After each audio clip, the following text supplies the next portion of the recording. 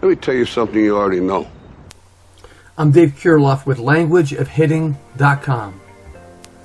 I'm going to talk about a topic that's really not discussed inside our hitting culture. The topic is desperation mode. Desperation mode. First of all, let me define what is desperation mode.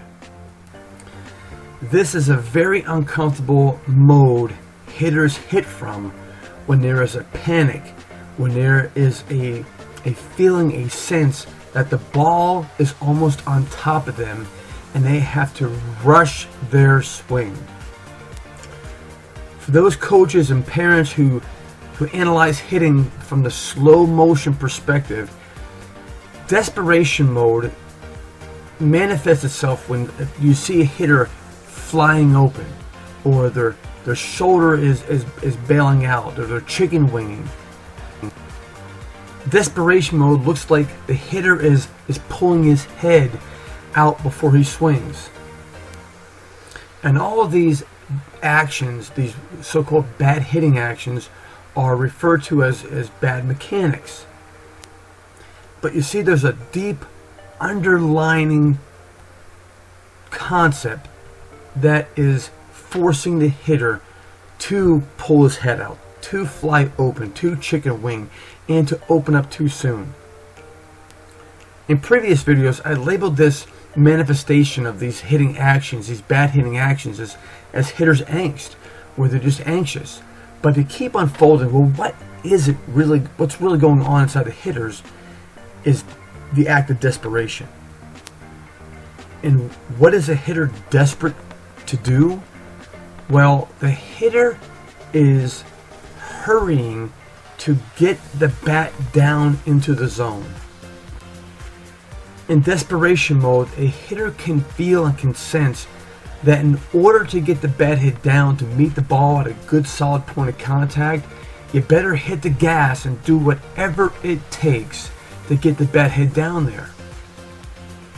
And sometimes, you know what, they'll cast out too soon, or they'll drop the barrel down too low, too early in the flight path. All of these are manifestations of hitter's desperation mode. I'll do whatever it takes to get the bat down to the point of contact. And what's your results? Pop-ups, ground outs, foul balls.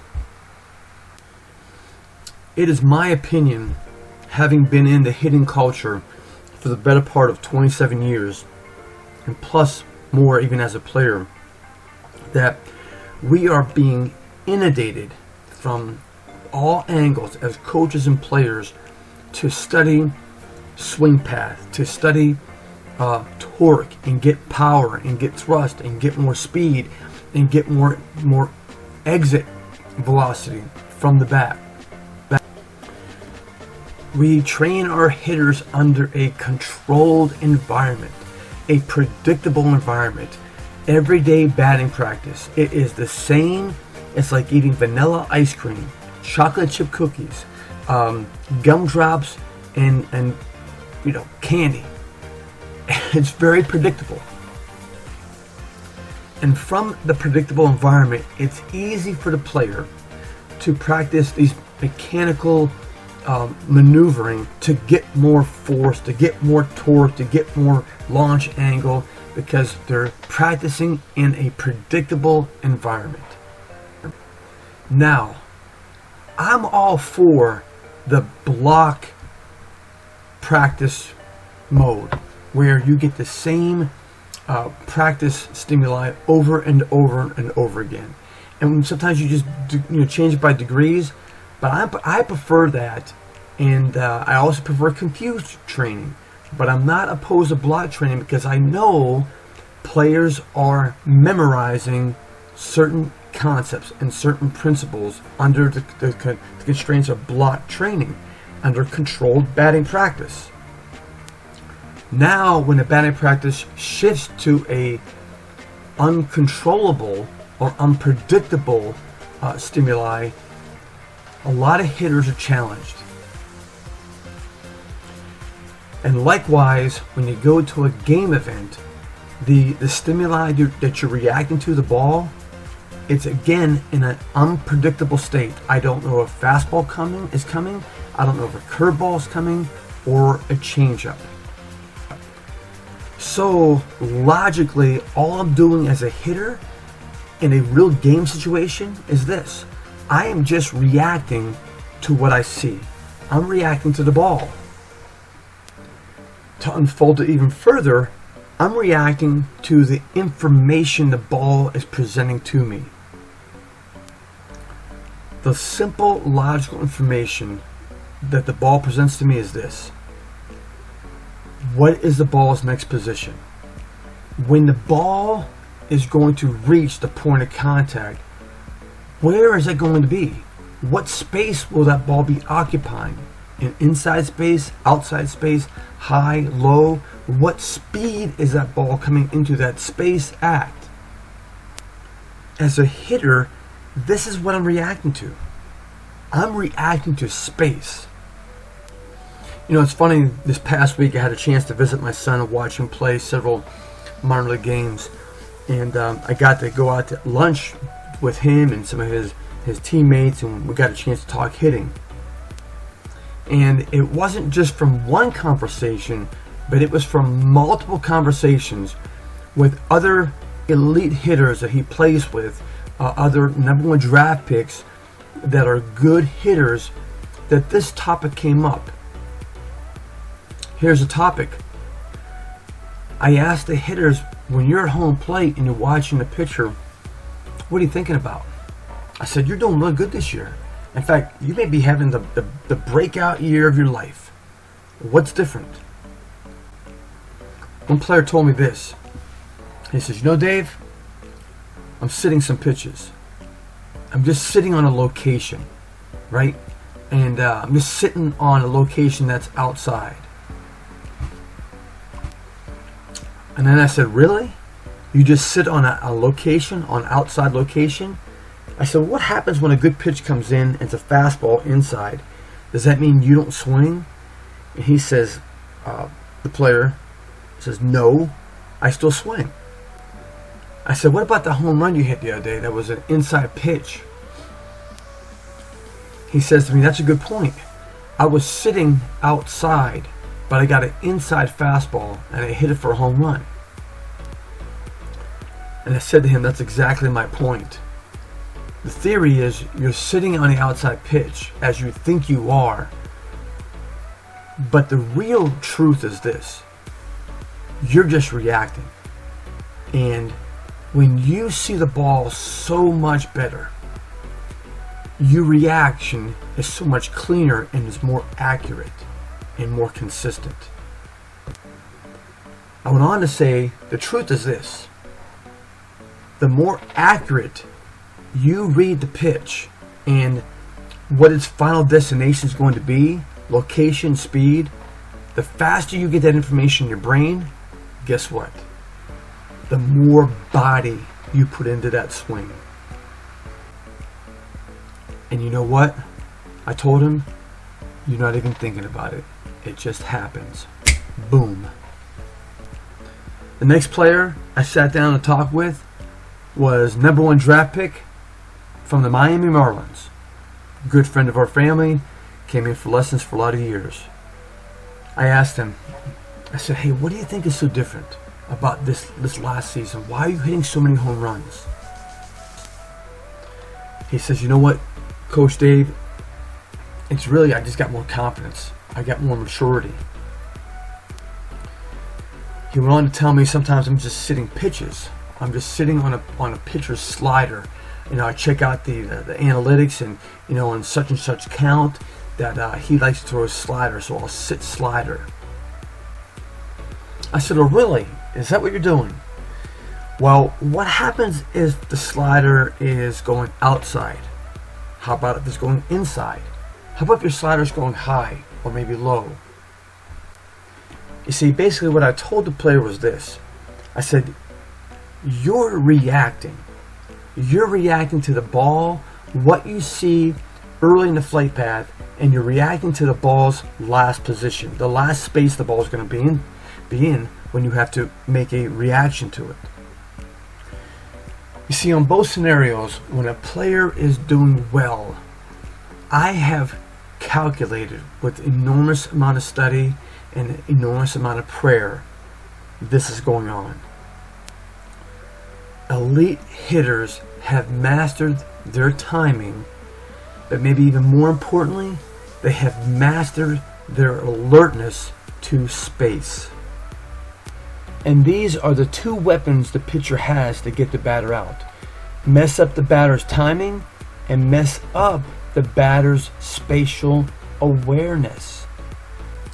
And to master timing and to master your alertness to space, it takes configuring patterns. It is a real technique that begins in your brain.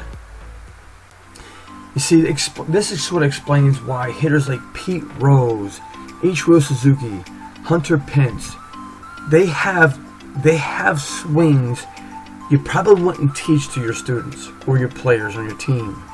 But yet, why were they such good hitters? It comes down to this. Those hitters had something in their brains that they were more sensitive to timing, and they were more sensitive to spatial awareness and spatial alertness. Let me just tell you from experience, helping your vision and all kind of apparatuses that are out there, you may bump into improving your timing, and you may bump into improving your spatial awareness and spatial alertness by doing these color ball drills and number ball drills and wiffle ball drills.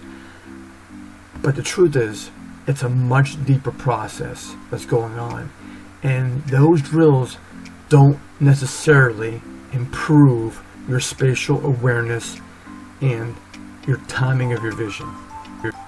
Now, let's pull this all back to the original concept, my original topic. Desperation mode. People who subscribe to my program, I always ask, please take videos of your player, son or daughter in the game, and please include the pitcher in the video. It's important to see what the hitter is reacting to, what is the pattern of the pitcher, what is the calibration, what is the speed, the tempo, from stretch, from wind up, lefty, righty. And after watching and reviewing their video for years now, and studying different angles and going back and forth in the laboratory, and why are hitters really failing in games? What is it with desperation mode that hitters are challenged with? Hitters, in my opinion, in my study and research, experience desperation mode because of two main reasons. Reason number one, poor timing. Poor timing. Sometimes the hitter's at home plate and they just expect somehow that the pitcher's going to time them. It's going to time their body movements and their body patterns. It doesn't work that way. The truth is, the batter is timing the pitcher. And if you keep unfolding that, the batter is timing the ball. If you keep unfolding that, because the batter needs information about the ball, the batter is timing his vision to point A. And point A is not seeing the ball out of the pitcher's hand. And this is why it is a critical tool to have knowledge about the pitcher's common denominator. The pitcher's common denominator eliminates any type of guessing, any type of feeling. The body knows, the brain knows exactly, here it comes now. Here it comes now is not the moment you see the ball. You're late. Let me say that one more time. Here it comes now is not the moment you see the ball. You are late. Reason number 2 why hitters experience desperation mode. Spatial awareness. Spatial alertness. Call it whatever you want. Hitters who are in desperation mode have poor spatial alertness. The simplistic idea of spatial awareness is this. In any sport, here it is, ready? In tennis, as a tennis player, I'm watching the ball across the court. I'm saying to myself, the ball is coming from that space and the ball is coming to this space. If I'm playing soccer, I'm on the field and I'm watching the ball and the ball is coming to me and my brain is calibrating. Okay, here it is. The ball is coming from that space and the ball is going to this space. If I play hockey, the puck is coming from that space and the puck is going into this space. I hope you're beginning to get the pattern. In baseball, in softball, from the batter's perspective, the ball is coming from that space and going into this space. As easy as this may sound, it's not. Because if everyone understood this, everyone would be a good hitter. And the truth is, they're not. Let me give you a little challenge. This week, today, go to batting practice and think about what I just told you. Just think only about this.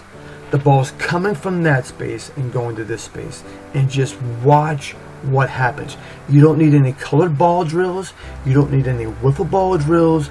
You don't need any numbers on the ball drill. You don't need any special goggles. You don't need any special apparatus to try to find a ball coming through a hole or anything. You see, if you've been following me long enough, you saw my blurry glasses test years ago, and I found this fascinating. And some of the best eye people in the game will tell you, you know what, Dave? You're right. You don't need to have 20/10 vision to hit good. In fact, I worked with a lot of players who have 20/20 vision, 20/10 vision, and guess what? They're awful hitters. But you see, when you put on the blurry glasses, or you work with someone who doesn't have good vision, you know what they have? They have good timing of their vision, and good timing of the vision leads to mastering spatial awareness and spatial alertness. The ball is coming from that space and it's going to this space. That's why hitters hit good. I got a program that's going to help you to start doing this right now, today. And if you start doing this program today, these are concepts, these are principles you will take this afternoon into your game, and you will begin to hit better immediately. And why will you begin to hit better? It's because you've learned the concepts and the principles to thwart the pitcher's weapons. Remember, the only way he can get you out is this. If he tries to mess up your timing, throw it fast, throw it slow. He tries to mess up your spatial awareness. Is it high, low, in or out? When you master timing and you master spatial alertness, spatial awareness, you're going to be a great hitter. Let's help our kids to be as good as they can be while they're still young. I'm Dave Kirilloff, languageofhitting.com. May the Lord bless you. Yeah, there were a lot of moves made, and the one thing I think people don't realize is the coach is not going to expand the roster of these players in September, on September 1st. Now the pitch is swung on and hit in the air, deep to left. That's Rutherford gone. at the wall. That ball is gone. It's another home run of this inning